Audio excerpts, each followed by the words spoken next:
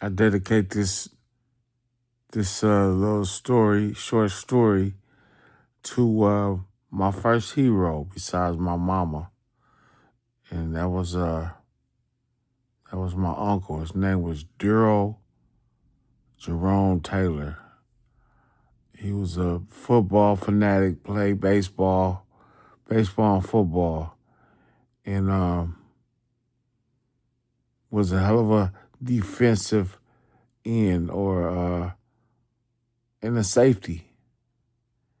And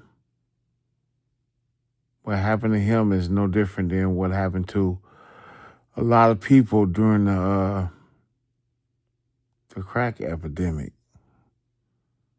right?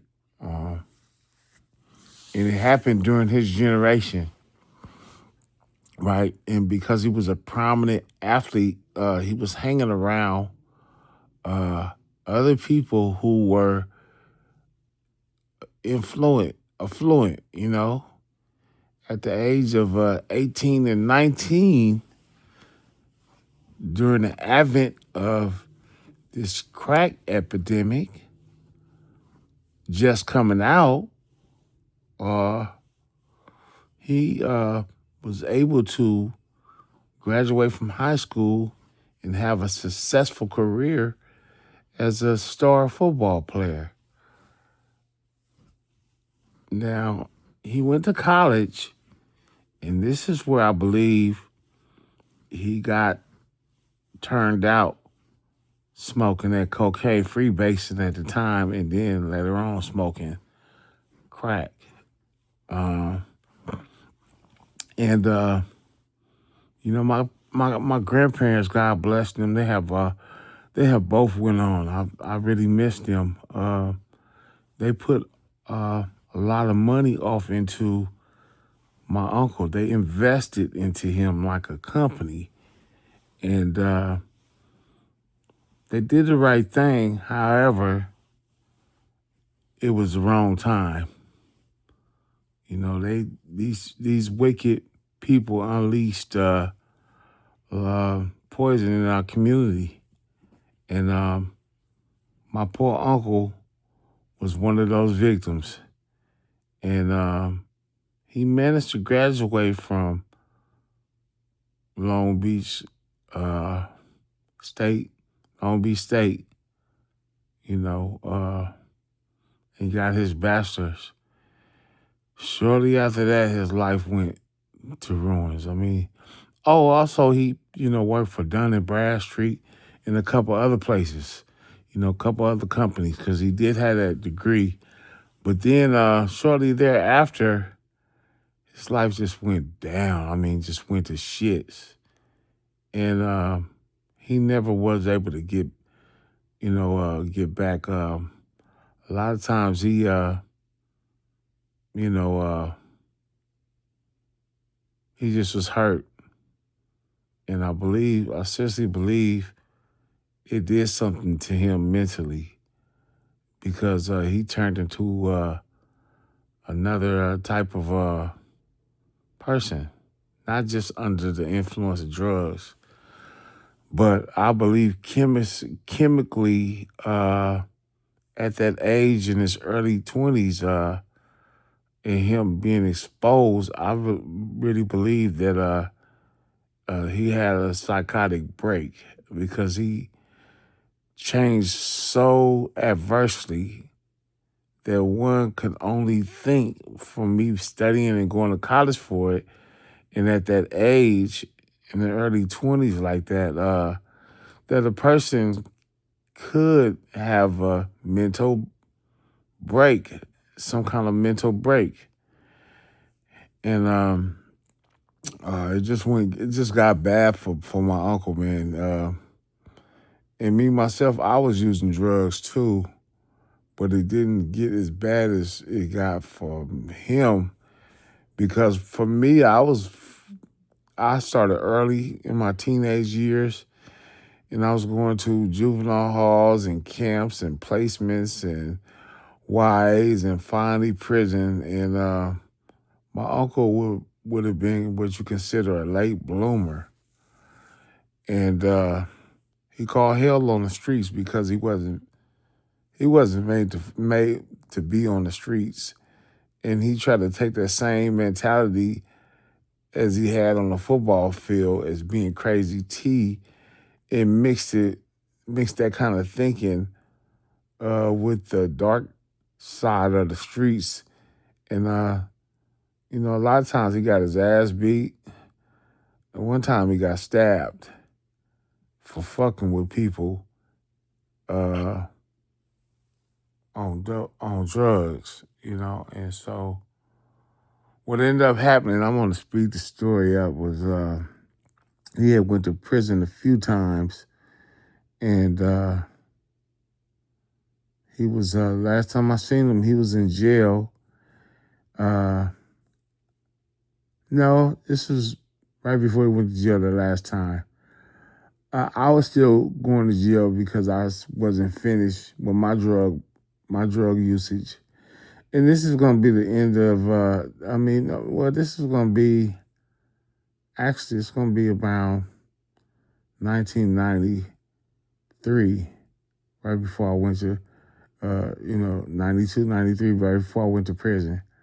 I had ran across him, and it was in the crazy module, the Dean module. I had a whole bunch of robberies, and at the time, this was a new revolutionary thing where we was playing a system to get less time. If you don't have an attorney, you got to play the mental health Dean shot, and hopefully, let the case get old, because I had robberies. I had a string of robberies, and if you let the case get old, maybe the prosecution would want to save money and offer you a significantly reduced sentence because you're costing the court money. I was going to patent. They was taking me to patent back and forth. I went about 6 or 7 times, and finally they gave me a sweet deal, and it worked out. And I hopped on it, and I remember somewhere along that time, right before I went to prison, coming back from padding, I seen my uncle, and we crossed each other, and we hung out with each other. And during this time, it was a very dark time for him because he was just reduced to not even half the man that he once was. It's like, you seeing your hero just, you know, uh, be decimated right in front of you. So it did something to me psychologically. But by this time, I had become a man myself. So I like to say the roles reversed. I became his keeper. He always used to look out for me. My fucking uncle was like my hero. I looked up, and the thing about it was, for me, I had to deal with the stigma of being exposed to my mother using drugs, and me being rescued and taken away from my mother, and moving with my grandmother. And so when I moved with my grandmother, my uncle became more so like my big brother. Even though he was my uncle, he was like a big brother. And this dude would be crazy about it. If you fuck with me, you would have to deal with Crazy T. And Crazy T was like a savior to me, but he just couldn't whoop the drugs. And so when I did see him, I had mixed feelings. I loved him. It was good to see him, but not in jail in this type of situation.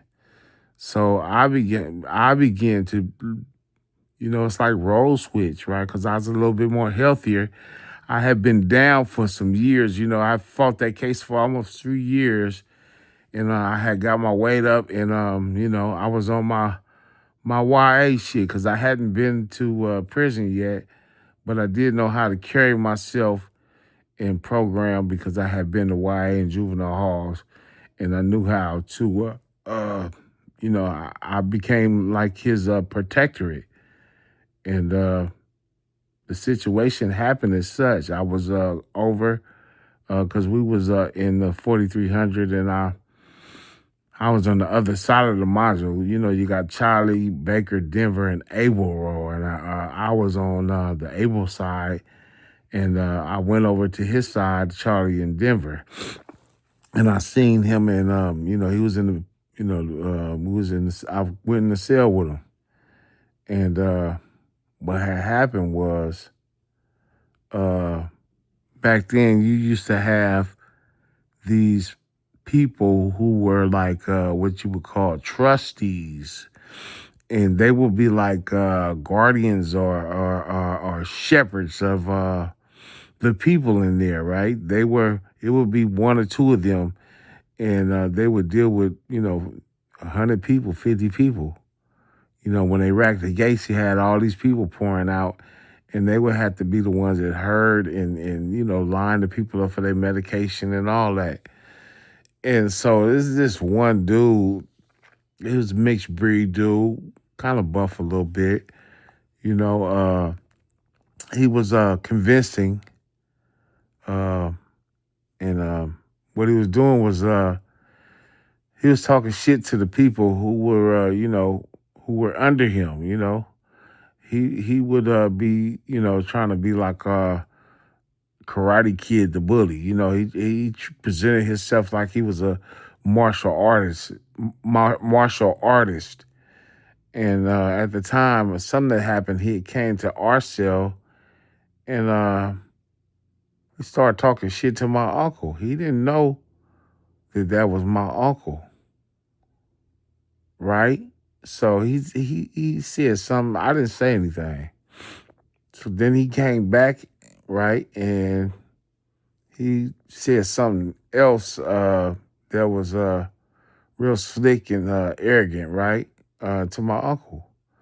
Because if he knew my uncle, the uncle that I knew, it never would have happened. But my uncle was already beat down from battling with drugs and alcohol. So he was nothing like he used to was. And so because of that and me being there and me knowing this, I had I had I had a special uh, nurturing side to go all the way out. If anybody fuck with him, it's almost like you would get deaf.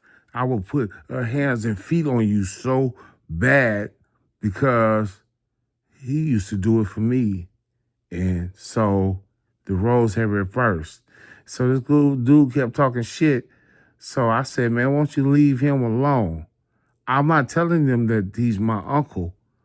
I'm just stepping in like, man, he heard what I told him. I said, he heard what you said. Why you keep, harping on it and fucking with him? Leave him alone. So then the dude was like, man, why you in the, what it got to do with you? I said, it got a lot to do with me, man. He said, okay, well, we'll see when the gates open. So when the gates open, you know, I was a little nervous. I always a little bit when I fight, yeah, I've seen them because you don't never know who will win, but you always like to see yourself as the one who's going to get off first and prevail. And like I did in YA and juvenile halls, that's what I did. And when the gate opened and the dude walked up, as he came so close, I said, man, don't come no further. And he took another step and I fired on him. And then once I seen that he had that hesitation, I fired on him one or two more times and dropped him, curled him up, had him, by the bars at my mercy, and it was over just like that. And this is why when we get these training and we learn certain stuff and have this kind of aggression, if used correctly, it would be something that would be an attribute. If used wrong, it could kill you, right? So I knew that I could not be no bully with the YA aggression. When you're dealing with people in the county jail, you don't know they are, what they got. And so you just use it for the least. It's nothing that I am like, flaunting that I've been to YA, but I knew that when it was go time, I would just be able to just do whatever I had to do because I had the training from YA. And so that was a time where the roles had changed and everything that my uncle had been to me, part of it I had to give back and do it for him and be his a protectorate and hero. And that's all it is for that.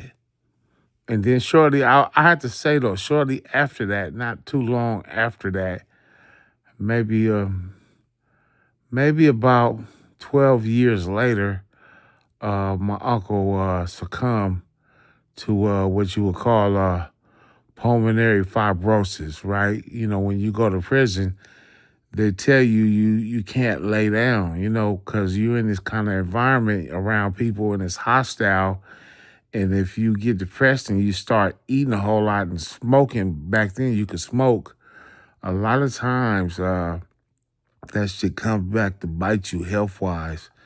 And that's what happened to him. He had pulmonary fibrosis because he got in a depressed state, didn't want to work out, just laid down and was eating a lot of noodles and spreads and smoking a whole lot of cigarettes and drinking coffee. And some kind of way it caught up with him and he ended up getting what you would call a pulmonary fibrosis. And then I think they was probably giving him some, ain't no telling what they was giving him as far as medication. And,